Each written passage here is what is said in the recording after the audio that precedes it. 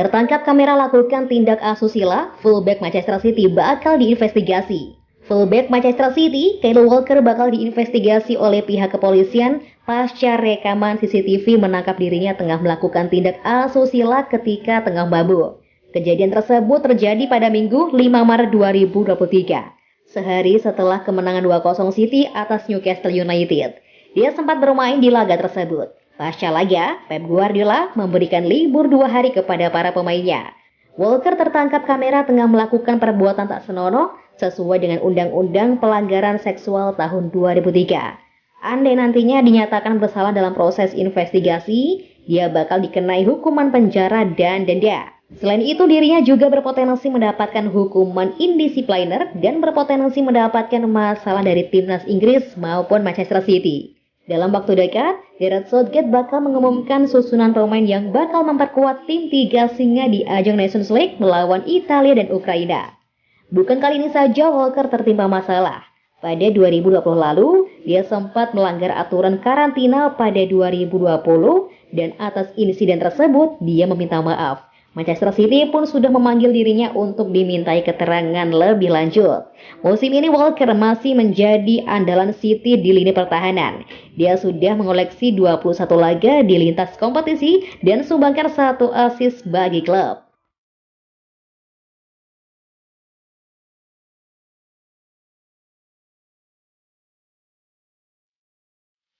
Soal kasus pemalsuan laporan keuangan, mantan manajer Man City bela timnya. Manajer Man City, Manuel Pellegrini membela mantan timnya yang dituduh melakukan pemalsuan laporan keuangan oleh Premier League dan terancam dijatuhi sanksi. City didakwa melanggar aturan yang diberlakukan Liga Primer dalam rentang 2009 hingga 2018 lalu. Mereka disebut melakukan kecurangan terkait pembayaran gaji, transfer, dan dana sponsor. Sempat muncul wacana agar gelar yang diambil oleh klub dalam waktu tersebut harus dicopot andai The Sky Blues dinyatakan bersalah. Pellegrini yang pernah melatih City dalam rentang 2013 hingga 2016 merasa jika tak ada gelar yang perlu dicopot karena kompetisi sudah dimainkan. Dia sempat membawa tim mendulang serangkaian gelar domestik dalam periode kepelatihannya. Anda tak akan merasa seperti juara. Sepak bola adalah momen. Anda pernah memenangkannya dengan para pemain di lapangan dengan kebanggaan. Kritikan kepada Manchester City sangat tak adil, sementara tim Inggris lain juga menghabiskan banyak uang. Arsenal, Chelsea, Liverpool hingga United menghabiskan banyak uang. City tak mendatangkan seorang pemain seharga 100 juta dan mereka membayarnya 2 kali lipat. Hal itu tak pernah terjadi.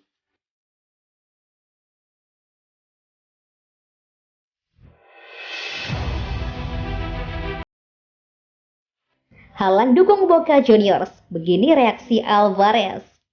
Erling Haaland memberitahu teman-teman di Manchester City bahwa dia mendukung tim yang mengejutkan. Rekan setim di Manchester City, Julian Alvarez mengklaim superstar global itu adalah penggemar berat salah satu klub sepak bola di Argentina. Dan ada satu tim yang menarik perhatian Erling Haaland. Dikatakan bahwa Erling Haaland adalah penggemar berat Boca Juniors, bekas kandang mendiang striker legendaris Diego Maradona. Julian Alvarez, ironisnya ikon rival sengit Boca Juniors, yaitu River Plate, terpana oleh antusiasme Erling Haaland terhadap raksasa Buenos Aires itu. Dia menganggap itu berasal dari waktu pelatih asal Norwegia berbagai pakaian di Dortmund dengan bek Argentina Leonardo Balerdi yang kini berada di Merseyside. Alvarez yang berharap dapat mengubah Erling Haaland menjadi penggemar River mengatakan kepada TC Sport, "Di luar apa yang kita semua ketahui tentang sepak bola, Erling Haaland adalah anak yang baik. Dia membantu saya. Kami berbicara dan di luar saya mencoba melihatnya untuk belajar. Sejak saya tiba, dia memberitahu saya bahwa Erling Haaland mendukung Boca Juniors dan memberitahu saya tentang La Bombonera. Saya pikir dia bersama Leonardo Balerdi di Borussia Dortmund dan itu sedikit berpengaruh. Mari kita lihat apakah kita mengubahnya sedikit demi sedikit. Itu akan sulit tetapi kita akan mencobanya," kata Alvarez.